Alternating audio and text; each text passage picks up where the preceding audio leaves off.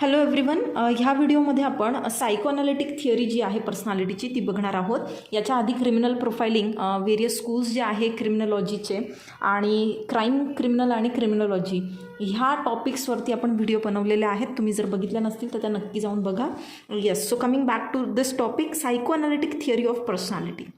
आता इथे ही जी थिअरी आहे ही कोणी मांडलेली आहे? ही सिग्मंड फ्राईडने मांडलेली आहे. ठीक आहे, तर इथे सिग्मंड फ्राईडची ही जर थिअरी आपल्याला पर्सनॅलिटीची समजून घ्यायची असेल तर आपल्याला 3 कॉन्सेप्ट आहे, आयडी, इगो, सुपर इगो, ह्या समजून घ्यावे लागतील. तेव्हाच आपण जे आहे त्या ठिकाणी सिग्मंड फ्राईडची जी थिअरी आहे ती व्यवस्थित समजू शकतो. आता इथे त्याचं काय म्हणणं आहे की आपल्या पर्सनॅलिटीचे जे आहेत 3 पार्ट्स आहेत and those parts are driven by unconscious energy. काही अनकॉन्शियस एनर्जी आहे जी ह्या 3 पार्टला ड्राईव्ह करत असते, म्हणजेच डिरेक्ट करत असते एक प्रकारे. आता इकडे हे 3 पार्ट काय सांगितलेले त्याने? ID, ego and super ego. ID म्हणजे काय हे बघा, हा पार्ट. आता इथे हे चित्र बघा कसं दिसतंय, असं दुष्ट असं दिसतंय ना, अगदी शिंग वगैरे, दात वगैरे असे. म्हणजे काय? हे आपले इन्स्टिंक्ट्स आहेत. मग काय म्हटलं आयडीला? It is the bad boy of our subconscious. आपल्या सबकॉन्शियसचा हा एक बॅड बॉय. म्हणजे काय? हा खूप इम्पल्सिव्ह आहे. याला ना त्वरित असं पाहिजे असतं काहीतरी प्लेजर. त्वरित इथे याला प्लेजर हवे असतात आणि पेन नको असतात काही. म्हणजे लगेचच्या लगेच काहीतरी त्या ठिकाणी प्लेजर गिविंग गोष्टी ज्या आहेत त्या ह्याला हव्या असतात. ह्याला म्हणजे काय? हा आपला माइंडचा पार्ट आहे, आपल्या पर्सनॅलिटीचा पार्ट आहे बरं का. इन्स्टिंक्ट्स आपल्याला, म्हणजे समजा भूक लागते, आता एखादं लहान बाळ आहे तर जेव्हा त्याला भूक लागते तर त्याला इमिजिएटली काय पाहिजे त्या ठिकाणी? त्याला काहीतरी खायला प्यायला, जसं त्याचं एज असेल ते लागतं. म्हणजे काय? Instant gratification. आता हे फक्त लहान मुलांमध्येच असतं का? नाही, हे अडल्ट्समध्ये पण आहे, हे यंगस्टर्समध्ये पण आहे. म्हणजे सपोज एखाद्याचे सेक्शुअल डिझायर असेल तर त्याचा आयडी हा पार्ट जर जास्त स्ट्रॉंग असेल तर तो विदाऊट थिंकिंग ऑफ एनिथिंग, चुकीचं आहे, बरोबर आहे, योग्य आहे, अयोग्य आहे, समोरच्याची कन्सेंट आहे नाही आहे, तो त्या ठिकाणी त्याचं सेक्शुअल डिझायर जे आहे ते फुलफिल करणार. भूक लागली आहे, विदाऊट थिंकिंग ऑफ एनिथिंग, समोर अन्न दिसलं लगेच ते घेतलं खायला, ग्रॅब केलं.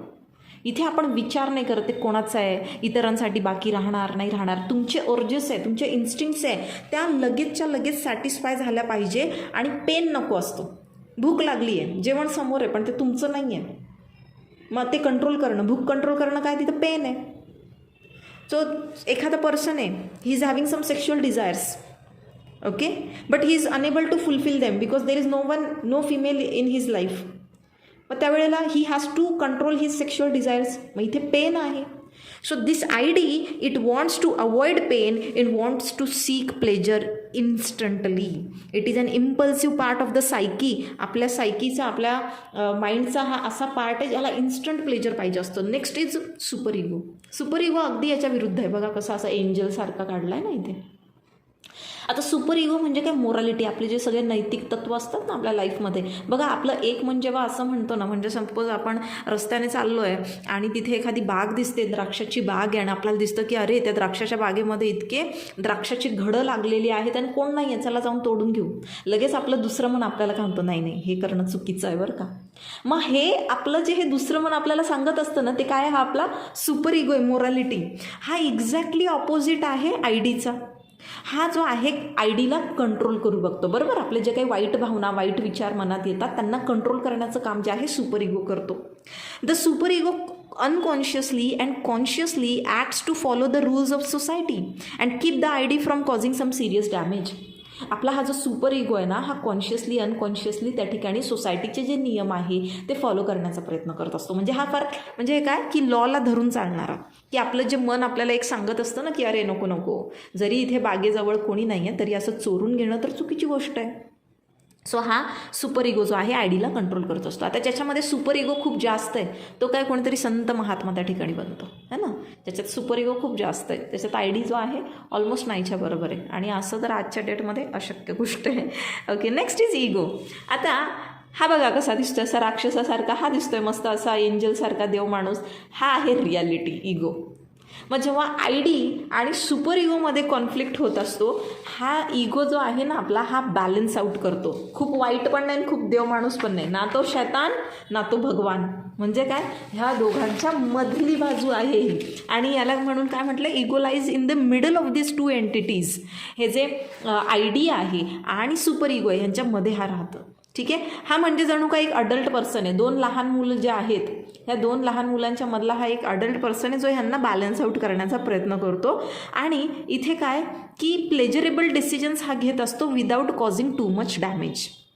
आता याच्यासाठी एक उदाहरण, तुम्ही जर एसपीचे नोट्स वाचले असेल तर त्याच्यामध्ये एक एक्झाम्पल आहे बघा, की सपोज हा एक्स पर्सन आहे, ह्या एक्स पर्सनला सेक्शुअल डिझायर होता. मग आता सेक्शुअल डिझायर म्हणजे काय, त्याला ही वॉन्ट्स इन्स्टंट ग्रॅटिफिकेशन पाहिजे, त्याला इन्स्टंट त्या ठिकाणी सेक्शुअल डिझायर त्याचे जे आहे फुलफिल करायचे. मग हा आहे त्याचा आय डी, हा आय डी आहे, हा शैतान आहे. सुपर इगो काय म्हणतो, no no, you can not engage in such kind of acts. मग इथे रियालिटी, मग सुपर इगो हा जो आय डी आहे, आय डी खूप जास्त हवी असेल तर हा माणूस जाऊन रेप करतो, म्हणजे याने ऑफेन्स केला, झालं क्रिमिनल प्रवृत्ती. पण त्याचा हा पार्ट जर जास्त हवी असेल तर तो असा विचारच करणार नाही. पण आपण तर माणूस आहे, अशी तर म्हणजे गोष्ट जी आहे इम्पॉसिबलच आहे. मग माणूस काय करतो, म्हणजे आपण काय करतो, ना तो भगवान ना तो शैतान, बीचवाला रस्ता. मग हा माणूस काय करतो, कारण सुपर इगो जर याचा जास्त हवी असेल, जास्त पॉवरफुल, तर सुपर इगोमुळे त्याच्या मनात ॲक्च्युली विचारच येणार नाही टू हॅव सेक्शुअल डिझायर. मग इथे हा कसा कंट्रोल करतो, आपला इगो असतो. मग इगो ह्या दोघांना कंट्रोल करतो. मग याचा इगो जेव्हा ह्याला कंट्रोल करेल, म्हणजे बॅलन्स आउट करेल, तर त्याच्यामुळे तो काय करेल, तो कोणाचा रेप नाही करणार. आणि तो खूप असाही माणूस नाही की ज्याच्या मनात असा विचार पण नाही येणार. तो एखाद्या प्रॉस्टिट्यूटकडे जातो आणि तिथे त्याचे जे डिझायर आहेत ते फुलफिल करतो. आय होप सो तुम्हाला ह्या तिघांमधला फरक लक्षात आला असेल. मग इथे सिगमंड फ्राईड जो आहे तो काय म्हणतो की आपली जी पर्सनॅलिटी आहे ना, ही कशी शेप झाली आहे, कशी त्या ठिकाणी तयार झाली आहे. तर इथे 5 सायकोसेक्शुअल स्टेजेस त्याने सांगितलेलं आहे आपल्या डेव्हलपमेंटच्या. आणि during each stage of development the I D is focused on a specific erogenous zone. आणि ह्या ज्या स्टेजेस आहेत, 5 स्टेजेस, ह्याच्यामध्ये आपला जो आय डी आहे, कारण क्राईम करण्यासाठी कारणीभूत हा आहे ना, मग हा जो आहे एक स्पेसिफिक इरोजिनियस झोनमध्ये जो आहे तो फोकस करत असतो. मग आता हे 5 स्टेजेस कुठले आहेत. पहिली स्टेज आहे ओरल. मग इथे सांगितलं आहे 0 ते 2 वर्षाचं मूल. मग इथे याचं आय डी जो आहे कशावर फोकस करत असतो, oral activities, gratification through oral activities. मग लहान मूल बघा की हे जे आहे हे दूध वगैरे पिता आईचं, तर म्हणजे इथे काय ओरल ग्रॅटिफिकेशन आहे. आणि लहान मुलांना तुम्ही बघा असं अंगठा वगैरे चोखताना, म्हणजे थंब सकिंग ज्याला आपण म्हणतो, हे अशा गोष्टी करताना पाहिलं असेल. अगदी तुम्ही त्यांच्या समोर असा हात जरी केला की लगेच ते तुमचा हात जो आहे तो घेतात आणि ते स्टार्ट सकिंग इट.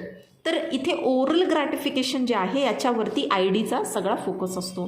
त्याच्या पुढची स्टेज आहे 2 ते 3 वर्षाचं ॲनल.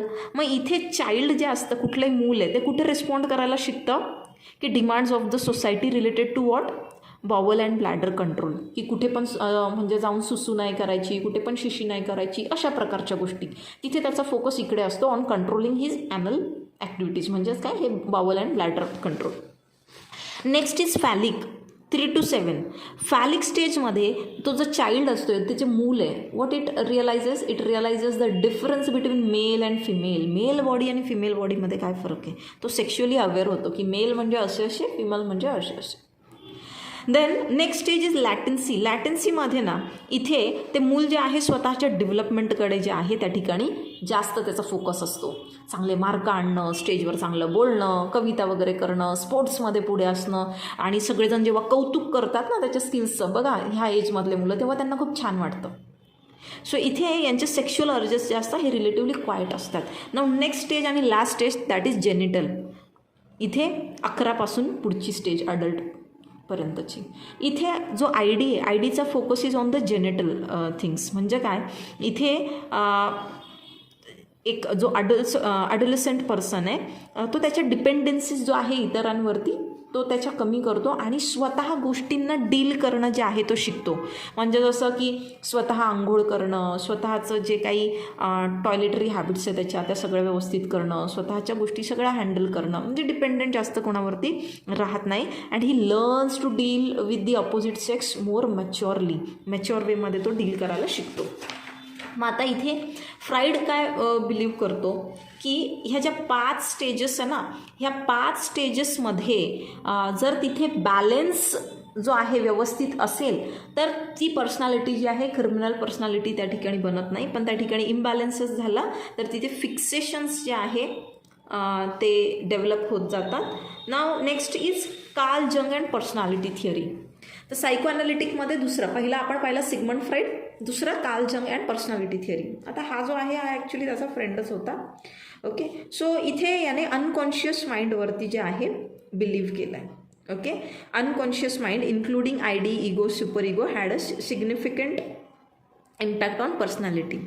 पण पुढे याने जे आहे काय म्हटलं आहे अजून की इथे कलेक्टिव्ह अनकॉन्शियसवरती सुद्धा ह्याने स्ट्रेस केला आहे. व्हॉट ही सेड की त्या ठिकाणी जे काही आपले फिअर्स असतात रिलेटिंग टू डार्क, म्हणजे अंधाराप्रती भीती, हाईटची भीती किंवा इतर कॉमन फिअर्स जे असतात, तर हे कुठून आपण ट्रेस बॅक करतो. म्हणजे एखाद्या व्यक्तीची पर्सनॅलिटी जी बनते ती त्याच्या बॅक एक्सपिरियन्सेस, म्हणजे त्याचे पास्ट एक्सपिरियन्सेस जे आहेत तिथून ते येतात. आणि एखादा एक्सपिरियन्स त्याला अंधाराचा वाईट आला असेल तर तिथे पुढे लाईफ लाँग जे आहे त्याच्या कलेक्टिव्ह अनकॉन्शियस थ्रूमध्ये तेच फिट होतं की अंधार जो आहे तो भीतीदायक असतो आणि त्याला ती भीती जी आहे ती क्रिएट होते.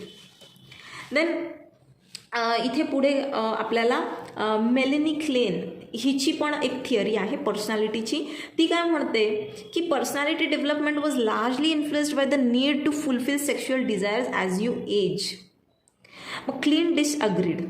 इथे फ्राईडने जे म्हटलं ना की पर्सनॅलिटी डेव्हलपमेंट जी आहे ही कशाने इन्फ्लुएन्स होते, फ्राईडचं आपण बघितलं की सेक्शुअल डिझायर फुलफिल करण्याकडे मध्ये, की जसं जसं एज वाढतं तसं तसं तुमचे जी डिझायर आहे सेक्शुअल डिझायर फुलफिल करण्याचे, तर ह्या डिझायरवरून तुमची पर्सनॅलिटी जी आहे ती इन्फ्लुएन्स होत असते, डेव्हलप होत असते.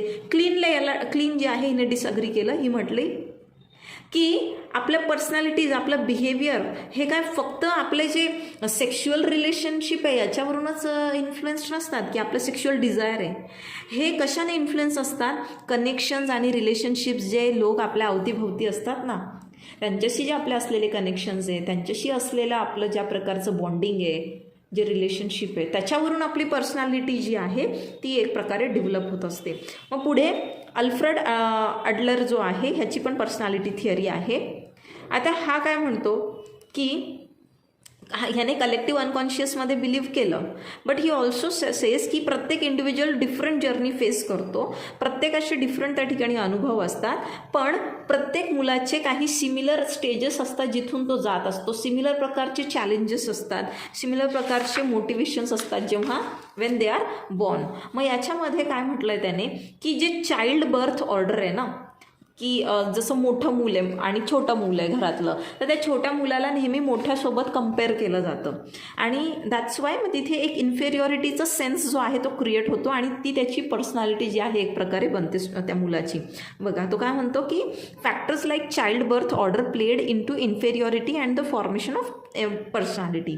आता जे यंगेस्ट चाइल्ड आहे for example is always looking to older children and feeling a sense of inferiority. घरातलं जे सगळ्यात मोठं मूल आहे त्याच्याकडे जे लहानी भावंड आहे ते बघत असतात, they look up to them, आणि त्यांना असं स्वतः कमी असल्याचं, स्वतः इन्फेरियर असल्याचं किंवा आपल्याला कमी अटेन्शन मिळते अशा सगळ्या गोष्टी ज्या आहे त्यांच्यामध्ये ते असे थॉट्स जे आहे ते डेव्हलप होत असतात. मग इथे जे मूल फक्त एकटा असतं, दी ओनली चाइल्ड, त्याच्यावर त्याच्या पर्सनॅलिटीचा पण त्याचा नुसतं एकटा असण्याचा परिणाम होतो, कारण की त्याच्या पेरेंट्सकडून त्याला नेहमीच सतत पूर्ण अटेन्शन मिळत असतं, जे की ज्या घरात 3 मुलं आहे 4 मुलं आहे ते अटेन्शन जे आहे डिवाइड झालेलं असतं, इथे पूर्ण अटेन्शन याला भेटतं, तर त्यानुसार त्याची पर्सनॅलिटी जी आहे ती शेप होते. पुढे ॲना फ्राईड काय, ही सिगमंड फ्राईडची डॉटर आहे. तिने असं म्हटलं की चिल्ड्रन कुड बी सायको ॲनालाइज्ड. तिच्या वडिलांचं हे म्हणणं नव्हतं, तिचं म्हणणं होतं की चिल्ड्रनचं सुद्धा सायको ॲनालिसिस जे आहे त्या ठिकाणी होऊ शकतं. आणि ॲना फ्राईडच्या ह्या एक कन्क्लुजनचा किंवा हे जे तिने मांडलं त्याचा एक सिग्निफिकंट इम्पॅक्ट जो आहे तो एरिक्सनवर आपल्याला बघायला भेटतो. त्याने पुढे जे आहे stages of psychosocial development मांडला आहे ह्याच्या आधारे. So this was about our psychoanalytic personality theory ज्या काही होत्या ते. हे परीक्षेमध्ये नक्की तुम्हाला विचारलं जातं, psychoanalytic theory of personality.